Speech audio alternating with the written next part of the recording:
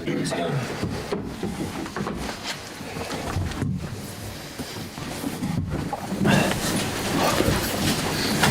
afternoon, everyone. Hope everyone's well. If the cameras are ready at the back, just kick off. We'll do a live section and then until 10:30 tonight. If we're all ready, we'll kick off with Paul from Sky. Hi, Mikel. Hello. Mikel, a great result at the weekend that's left this Premier League title race looking very exciting, but has there been a need for a different message to the players this week, given the teams you're playing are Chelsea and Tottenham, who of course will be very keen to stop Arsenal winning? Same message is keep doing what we've been doing. Focus on the game, on the task, prepare the game really well, as we have tried to do with the time that we had available, and the boys looked ready to go again. How much character is your team showing at the moment after the win at the weekend, after the week you had? It was a good test to see how we react to certain obstacles and how much we want it basically, and what we are capable of doing when the task raises the level of demands and some people are questioning. Is the moment that you have to step up, and certainly the team did that. Mauricio Pochettino has said that Cole Palmer is a doubt for this game. How big a boost would that be, given he has been their outstanding player this season? I don't know. We have no control on the players' availability. We have control in ours, and whatever they put out there, when you look at the squad that they have, the quality that they have, it's great. I think they're doing very, very well. I think they're doing much better than people talk, and it will be a tough match tomorrow for sure. Have you been surprised that, given you mentioned the quality in the Chelsea team, that they're in the league position they're in? And are there any comparisons to be made maybe in your early days, what Mauricio Pochettino was having to deal with at the moment in terms of the project and improvement? I think the journey of those clubs are very, very different. Nothing to compare in my opinion. It's a huge admiration for Mao, because I know him since 23 years ago, and I really wish him all the best. He's an incredible manager. He's a huge leader, and he will inspire that club to get where they want to get. That's for sure. A big talking point in the last couple of days, generally in the Premier League, has been around match officials. Nottingham Forest. Do you think it was right for Nottingham Forest to question the integrity of the match officials in the way they did yesterday? I don't know. I'm not involved in that. I've been involved in a few, and that's nothing for me to comment. Do you think back to, I guess, the Newcastle game earlier in the season when Arsenal kind of called for an improvement in the standard of officiating? Are there any comparisons to be made to some of yesterday's decisions, that maybe there's still work to be done? I don't know. I think we are all trying to improve the game in the best possible way, and we are all aligned. Things are going to happen. They will happen in the future as well, and yeah, when it touches you, it's very difficult, and you have to sympathize with that, because yeah, we've all been there.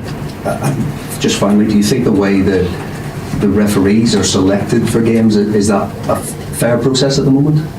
I don't know. We are not involved in that. I'm sure they are doing whatever they think is the best solution, the best process, and it's constantly in review. Everything that we do is evolving and is in constant evolution, and they will try to get it better and better, and I'm certain that that will happen.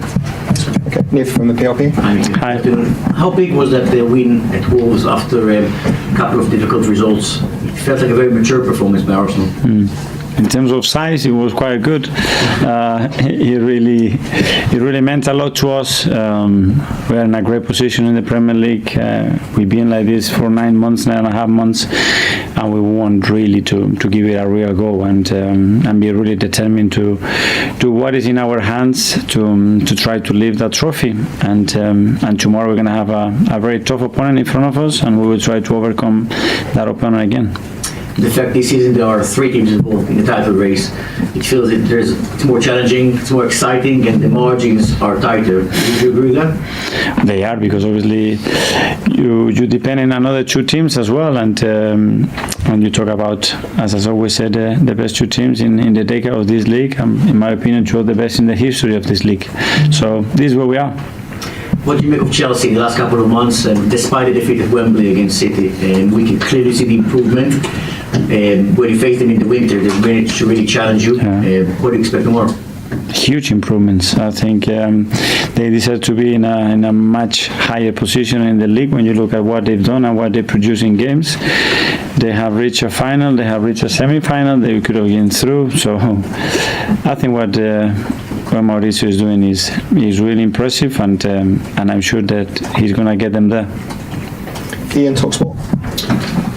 Hi Mikel, how are you? Hi, very good, thank you. Do you enjoy playing against, or pitting your wits against Mauricio Pochettino? I know he's a good friend of yours. Enjoy. I have to play against him, he needs to play against me. It's huge clubs, it's a London derby, it's a massive game for us, and we have prepared the best possible way. In terms of officials you were asked about earlier, you said that you think things will change in the future. Do you think things need to change in the future? Do you think that we have a great product on the pitch, see loads of goals, great title race, there's just one little thing letting it all down at the moment? Do you think it needs to change? No, I think it evolves. I think it will evolve because the game is evolving, and the officiating will evolve in direction with the game probably, and the technology as well, and there will be new rules for sure, and they will implement new rules in the future. We have to be open to that. We've seen last week in the Champions League, VAR decisions were made a lot quicker. Was that your perception, that things are different in Europe compared to here at home? It was super fast. I was fascinated. I don't know. I don't know. You can really see in 2 seconds 5 different screens. So I would like to review that process. Finally, after the game on Saturday, Pep Guardiola brought up the schedule of the game. The fact that City had to play Wednesday and then the FA Cup semi-final Saturday. You're playing Saturday and now on Tuesday. I just wanted your idea about whether or not the schedule, the calendar needs to be looked at. Maybe managers need to be spoken to by not only those putting the games on, but also by their chief execs who sign the things that say not only these games they're happy for them to play, but also that tours before and after seasons can go ahead. Yeah, but I already gave my opinion last week about it, and I understand that is a really important topic, but I said what I think, and let's see, there are some improvements, and we look after the players as good as we possibly can between all of us. It's not just an individual responsibility, it's all the factors. The clubs are involved heavily as well, with the broadcaster, with the FA. It's a lot of decisions to be made, and I think we really need to sit down and rethink what we are doing. George, BBC, special day, happy birthday. Thank you very much. Happy birthday. Thank you. Got a nice cake here if you want some.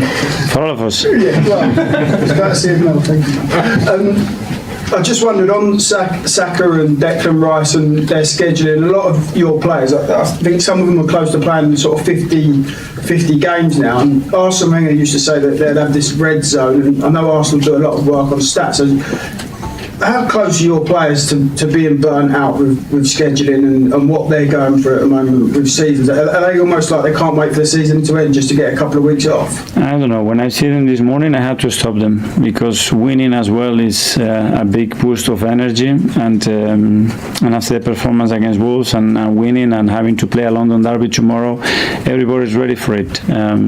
Something else is, yes, the amount and the volume of those games. It's not the moment for us to look at that. We have to think in a positive way and feel and think that we are fresh to perform the best possible way.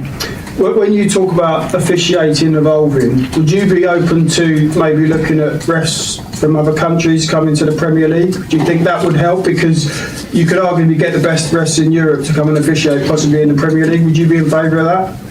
I don't know, we have to open to everything. So we have owners from everywhere, we have sporting directors from everywhere, managers, players. I don't know. I think we have to look in-house, and I think there is already a very strong program to develop referees, because it was something it was already explained that it would take some time to process, but they are on it, so we're not going to make that decision. That's a decision for them to understand who is the best to take charge of that. And just one more on Cole Palmer. I just wondered if you had much to do with him at Man City when he was probably very. I think you'd left somebody get into the first team. He was too young. He was too young at the time. Yeah.